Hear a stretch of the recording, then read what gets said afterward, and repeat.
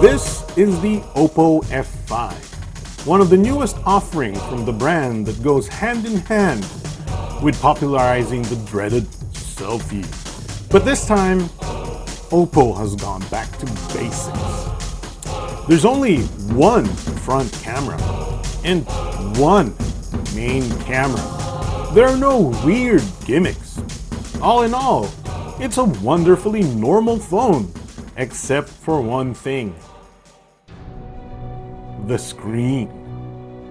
For the F5, the brand is going to a display size that would seem unheard of if you're a person who prefers holding a phone at all. It's gone up to a whopping 6 inches, 5.99 to be exact, but as we all know, anywhere near that number is a pain to use one-handed. Except it isn't.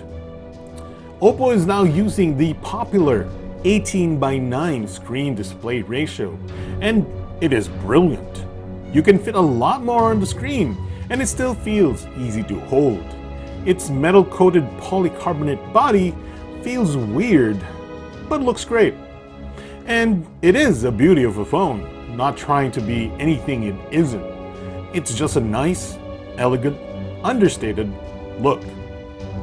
Under that Full HD Plus display is a MediaTek octa-core processor cooking up to 63,000 points in Antutu.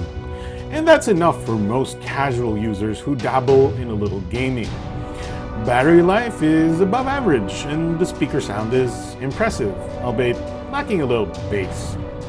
It's a joy to use this, even though it lacks the proper UI smoothness of a device meant for power users.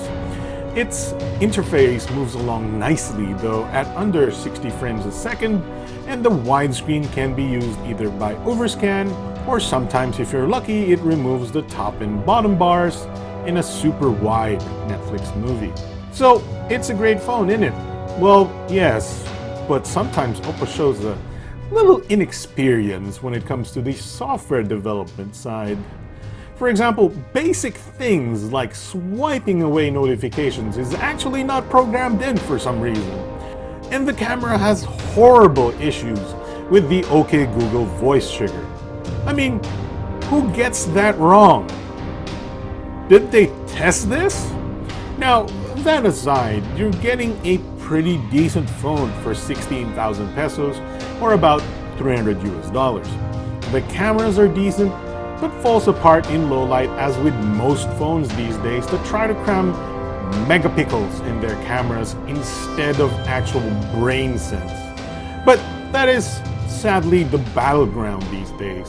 Better selfies, or rather better fake selfies with ton of megapixels and beautification.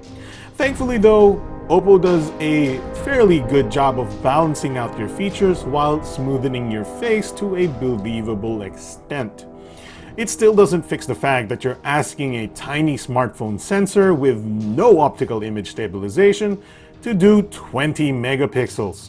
It does, however, do a great job at face unlocking, which is another new craze for today. And at least Oppo did away with another lens and forgone the hideous bokeh mode that never looks good whichever brand tries to attempt it. But therein lies the rub. You're getting a great phone from a brand with a proper selfie pedigree. Oppo has been quite a contender for the lifestyle phone these days, and for the nerd like me, it probably is the least offensive when it comes to ridiculous megapixels and gimmicks. The Oppo F5 is a great entry from the brand that, as I've said, went back to basics and delivered a great phone overall, top to bottom, then added their selfie influences without going ballistic on it. But sadly, it really begs the question, why are these brands still using MediaTek when the Snapdragon 625 will put it over the moon for us nerds? God only knows, but at least you can take a 20 megapixel selfie with it, and maybe that girl you like will want to take selfies with your phone because she saw an ad of it on the telly.